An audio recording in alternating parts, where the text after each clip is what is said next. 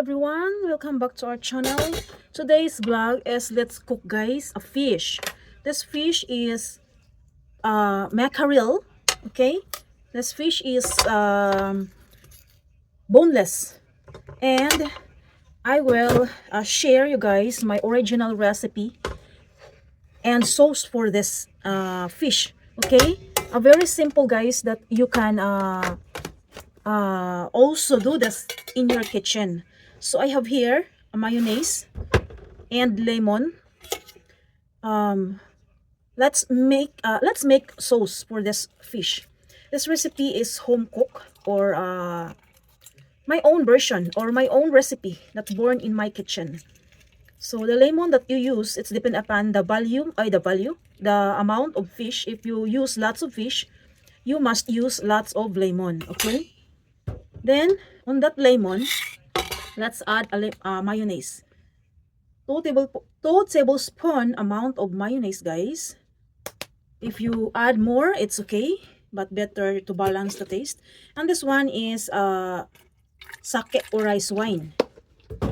And also I add oyster sauce on this. This is the sauce or taste or seasoning for this recipe.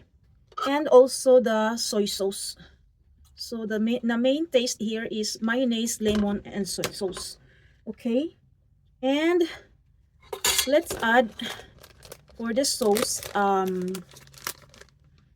This one, guys, is sesame, white sesame. Okay, powder white sesame seeds. Okay, for aroma.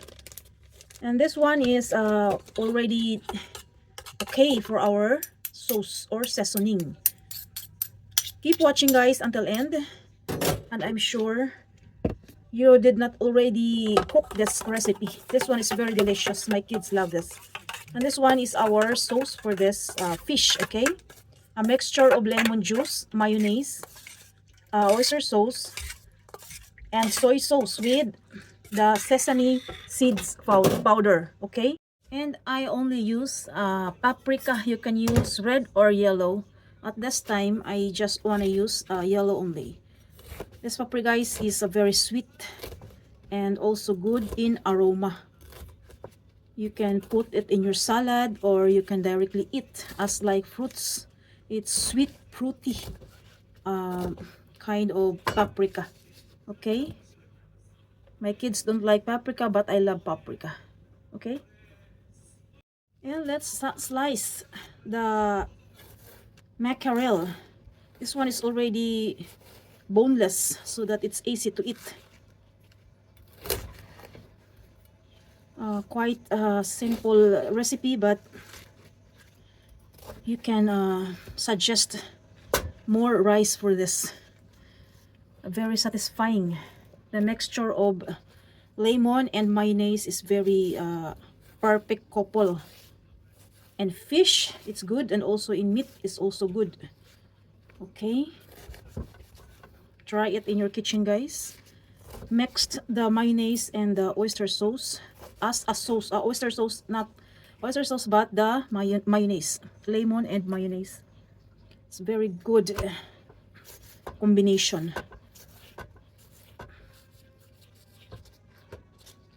I enjoy cooking, so those who are enjoy cooking, that's a base. What we call this is enjoy cooking is common. What we call this? It's not. I mean, you don't need to say about that, because when you cook, you must be enjoyed. If you are not enjoying your cooking, you cannot pursue. You cannot do it. Okay. Excuse me. So saying enjoy cooking, no. If you did not enjoy your cooking, you cannot make it delicious. It's funny. It's quite funny. Okay. Then my chopping board is clean. I don't wanna wash. That's why I always using some sheets on that board, so that I did not wash it. Okay, then season this one with salt and black pepper. This one is already mixed of black pepper and salt. This is already made, already made. If you don't have any ready-made mixture of black pepper and salt, you must mix that, or any seasoning that you have available in your kitchen. I really love seasoning, guys. Spices, okay? Not seasoning, spices. Any kind of spices. Then, and put cooking oil on your pan. You can use lots of oil, but my suggestion is not too much. Just only a little bit. Just only fry in a small amount of cooking oil. If you have a lots of cooking oil, you can use lots. Okay, not needed, not so much needed. You don't need to cook this crispy, just only soft. If you use lots of oil, it will turn into crispy. Okay, not needed. Just only cook in a soft way of cooking. Just only use a little bit of cooking oil. And coated this one with flour, all-purpose flour only, because we have seasoning, the mayonnaise and the lemon. So you don't need to use a flour with a taste like a coating in chicken. That flour is already have lots of seasoning. So just only all-purpose flour, okay? And cook it until it's done in a medium fire. You don't need to make it crispy, because when the fish is turned into crispy, the taste would be listen. The deep umami of the fish would be come out. So do not make it crispy. That's the point of using small amount of cooking oil. Okay, then let's make this, or let's cook this until it's done. Then please do keep watching, guys, okay? And here is the fish, guys. It's already cooked. And on the fry pan, let's put an olive oil or cooking oil, any kind of oil that you have in your kitchen, it's okay. But my suggestion is, for the healthy lifestyle, use an olive oil. And that oil, let's directly put the paprika, okay? Let's put the paprika on the fry pan to cook it. Just only half cook. You don't need to cook it in a very hard. The crispiness and the nutrients is still in there. So okay, just only half cook. Here is our seasoning for this. This is very simple, guys. Simple yet delicious. Home cook is always the best. I always promote that home cook is always the best. Believe you believe yourself, you can. Okay?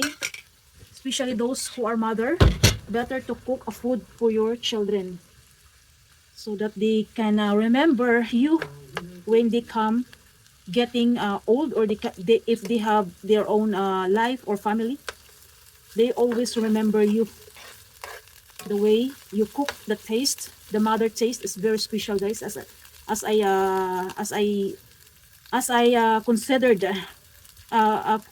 what I mean is compared to other cook or other taste, the mother taste is always special.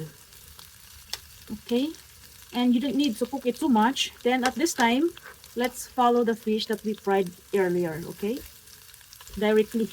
You can use onion if you would like, but for me, I don't need to use that, or spice. But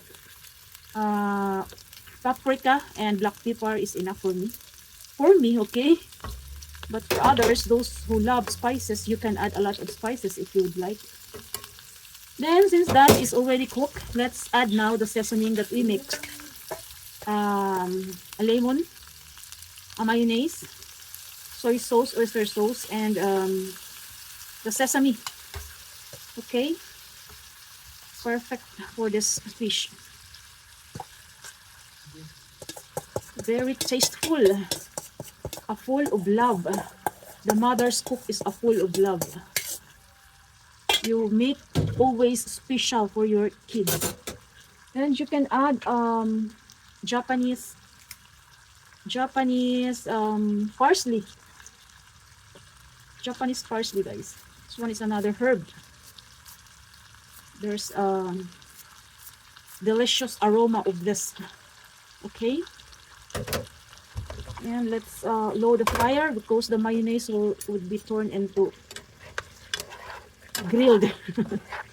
Okay, a very simple recipe, but delicious, of course. Better than takeout. The aroma of parsley and the paprika is very perfect. So this one, guys, is ready to serve. And you need a lot of rice because the taste of lemon and the mayonnaise is very perfect for rice. Okay, let's taste it. As I've said, perfect. Okay, so it's done. Thanks for watching until the end. I hope you enjoy my simple recipe of mackerel. Thank you so much, guys, and please do like, comment, and subscribe. So until you guys, bye. Thank you for watching.